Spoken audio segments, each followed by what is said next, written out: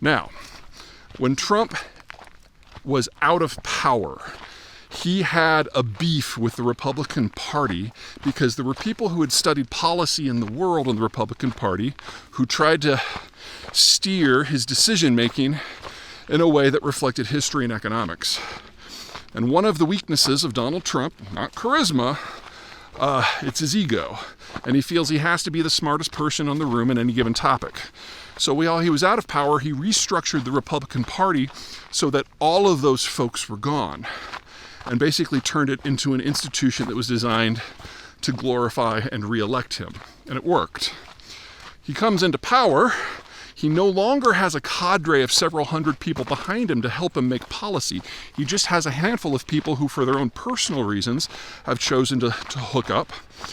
And he has a cluster of Russian agents, up to and including Tulsi Gabbard, who is currently the director of national intelligence, who has been whispering in his ear and amending the national intelligence brief since day one with Russian propaganda.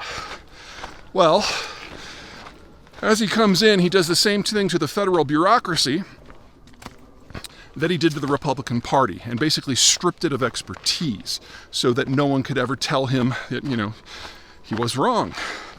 And what that meant is for the first 6 months, he was wrong a lot, especially as regards Vladimir Putin and the Ukraine war. We actually had some weird situations where Trump was blaming the Ukrainians for the Russian rape camps that had been set up, or the kidnapping of Ukrainian children that the Russian government set up a cabinet-level position to take care of, and the death camps, and the mass murders, and on and on, using phosphorus to clear out villages. Phosphorus is kind of like napalm.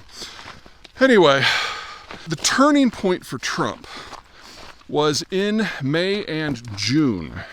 He engaged in personal diplomacy with Vladimir Putin. He decided that Steve Witkoff, who had been his front man, really didn't know what he's doing, and that was because Steve Witkoff really didn't know what he was doing. And so Trump took it over directly. He couldn't hand it off to the State Department because that is handled by Rubio, who's a guy he doesn't particularly like, and actually I'm a little surprised he hasn't fired Rubio yet. He's basically just sidelined the entire national security and foreign service institutions, put him under Rubio, then sent him off to the side and told them to do nothing. Anyway, he takes over the negotiations himself. So that puts Putin in a position where he's lying to Trump's face repeatedly. And according to Trump's own words, on 6 different occasions, we had a deal to end the war. And then less than 24 hours later, the Russians would bomb a civilian target. And when I say bomb, I mean sending several dozen, several hundred drones and missiles and bombs into major cities. The first 5 times this happened, Trump seemed annoyed but willing to give Putin the benefit of the doubt. But the sixth time, Melania Trump called Donald Trump out on it. And that apparently changed some minds. Keep in mind that Melania Trump was not born in the United States. She was born on the other side of the Iron Curtain in the former Yugoslavian Republic of Slovenia. So she, among Trump's inner circle now, is the most aware of international relations of all, because she's the only one who can't be fired. How useful that will come to be in the days and weeks and months to come, I have no idea. But what she has done very successfully is convince Donald Trump that he was being played, that he was being lied to, and that he was being made to look quite unintelligent.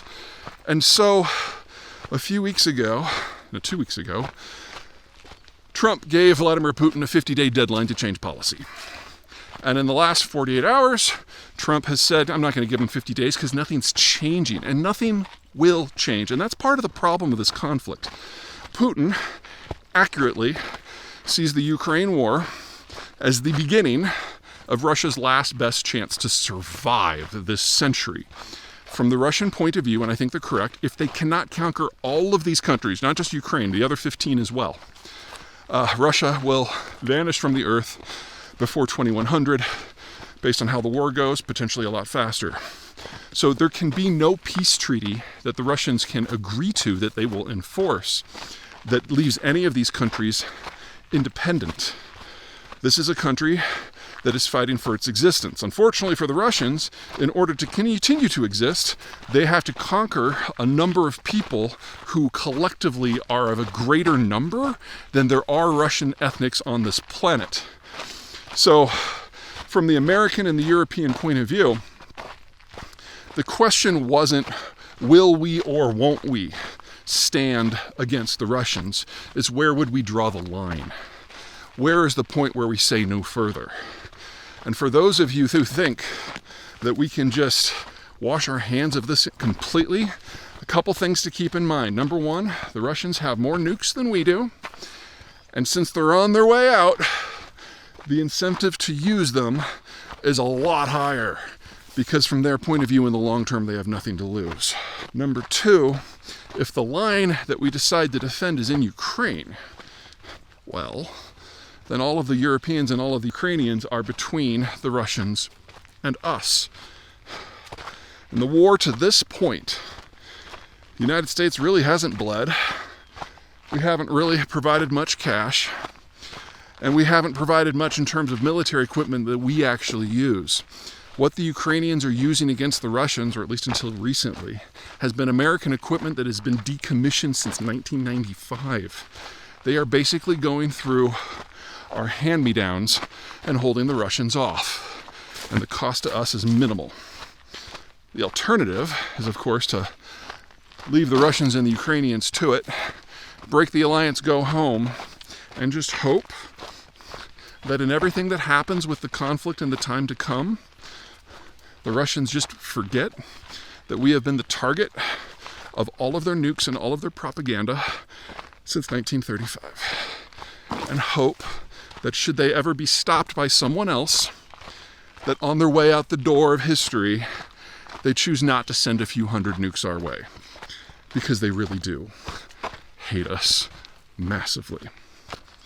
Anyway, for those of you who have bought the Russian propaganda, you're going to have some uncomfortable times in the days ahead.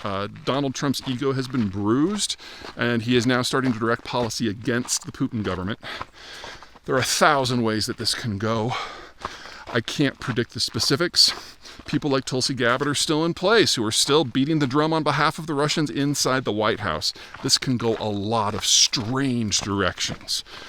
But hopefully, this little brief gives you an idea of why things are happening the way that they are.